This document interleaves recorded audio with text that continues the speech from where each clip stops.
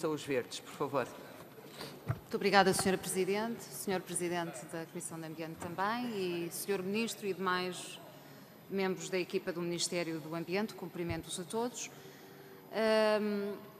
Sr. Ministro, há uma matéria relativamente à qual os Verdes têm dado uma enormíssima importância no seu trabalho parlamentar e não só, e que nós consideramos que é determinante para os objetivos que temos a cumprir, designadamente no âmbito das alterações climáticas, mas também da formação de cidades e de núcleos urbanos e habitacionais mais sustentáveis, que tem a ver justamente com a matéria dos transportes. Os Verdes têm dedicado grande atenção a esta matéria com dois pressupostos muito claros. Para além de outros, há duas questões que são determinantes para fomentarmos a mobilidade coletiva e incentivarmos as pessoas a largar, designadamente nos seus movimentos pendulares, o seu automóvel particular para andar de transporte coletivo. Um tem a ver com o preço dos transportes e outro tem a ver com a oferta que é prestada às populações. Vamos à questão do preço. A matéria da redução tarifária é sobremaneira importante. Os Verdes têm apresentado do Orçamento de Estado em Orçamento de Estado várias iniciativas que têm de resto sido aprovadas, que visam o incentivo designadamente dos jovens, através do PASSE 418 e do PASSE Sub-23 sem condição de recursos, mas também da proposta que fizemos noutros orçamentos e que foi aprovada, que tinha a ver com a dedução em sede de IRS da totalidade do IVA gasto com os passos sociais. Julgamos que tudo isto foram incentivos prestados às famílias para a compra do passo social e, portanto, a utilização diária do transporte coletivo e, portanto, estas propostas que vêm agora no sentido de redução tarifária, de um complemento de redução tarifária, nós julgamos que elas são, de facto, importantes. Mas, Sr. Ministro, por falar na questão do passo 418 e do passo 23, julgo que foi ontem, ou se não foi ontem, foi agora nos últimos dias, que as empresas privadas vieram ameaçar o país de deixar de vender o passo 418 e sub-23, tendo em conta que o Governo não estava a assumir o pagamento do desconto prestado e que já teria uma dívida acumulada de 13 milhões de euros e que o pagamento não estava a ser feito nos moldes e no tempo em que deveria ser prestado. Eu gostava de um comentário do Sr. Ministro relativamente a estas notícias que foram tornadas públicas. Por outro lado,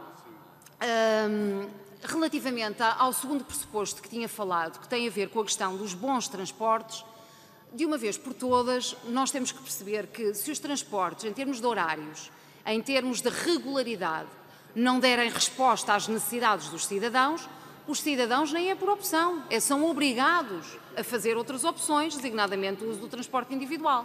E o Sr. Ministro diz aí, na Transtejo houve um aumento de procura. Agora imagine o Sr. Ministro se o transporte fosse prestado em efetivas condições, qual não é a potencialidade de transporte de pessoas da margem sul para a margem norte e da margem norte para a margem sul do Tejo que este transporte tem. E, portanto, é essa potencialidade que nós temos que agarrar.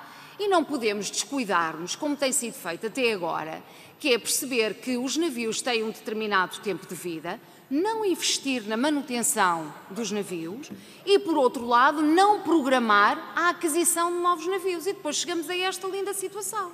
E, portanto, o que eu gostava de perceber é o que é que representam exatamente os 5,4 milhões previstos no Orçamento de Estado para a manutenção dos navios da Transtejo, o que é que isto representa em termos evolutivos em relação a anos anteriores.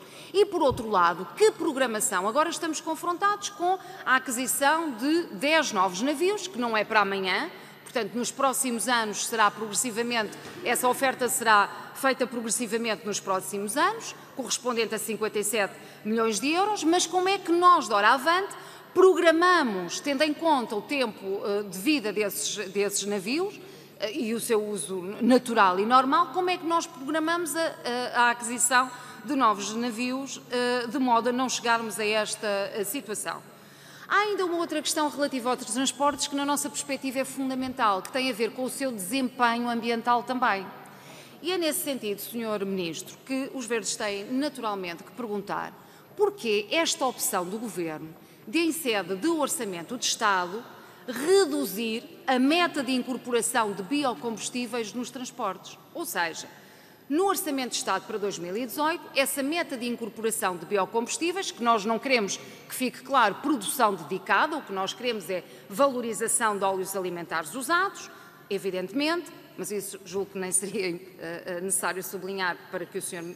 Ministro tivesse essa certeza, mas se no Orçamento de Estado para 2018 essa meta de incorporação estava fixada em 7,5%, por que razão o Governo opta por estipular no Orçamento de Estado ou na proposta do Orçamento de Estado para 2019 uma meta de incorporação de 7%, ou seja, decaindo, descendo o objetivo que estava traçado. Portanto, Sr. Ministro, a pergunta que nós fazemos é que se o Governo tem consciência do recuo que está a propor neste Orçamento de Estado para este desempenho ambiental dos transportes e se está disposto a aceitar, em sede de especialidade, uma proposta que os Verdes apresentarão, evidentemente, que é a do aumento desta meta de incorporação. Por outro lado, Sr. Ministro, relativamente à matéria da mobilidade ativa ou suave, como quisermos, é também uma questão relativamente à qual os Verdes têm dado grande relevância. Nós vamos propor, em sede de especialidade, já propusemos, de resto a proposta já entrou, que no programa de apoio à mobilidade elétrica não sejam criados incentivos apenas para os automóveis e para as motas, mas também para a bicicleta. Não faz sentido que a bicicleta fique fora deste incentivo à mobilidade elétrica neste caso. Mas, se introduzirmos a bicicleta, é importante que esse incentivo seja, pelo menos, proporcional àquele que é dado já hoje para os automóveis e para as motas. Nesse sentido, gostava de perguntar ao Sr. Ministro qual é o montante exato ao nível do Fundo Ambiental que está previsto concretamente para o incentivo à mobilidade elétrica, montante global. Sr. Ministro, e porque o tempo também já vai a longo, nós gostaríamos de dizer também que, em sede do Orçamento de Estado, vamos ter, de especialidade, vamos também ter propostas concretas para o apoio às bicicletas convencionais.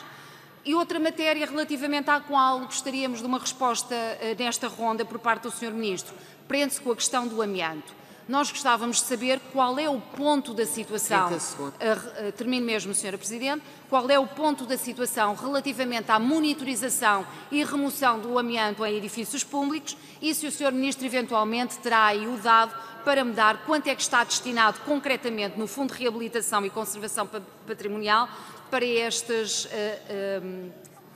ações, digamos assim, de monitorização e remoção de amianto. Muito obrigada, Sra. Presidente.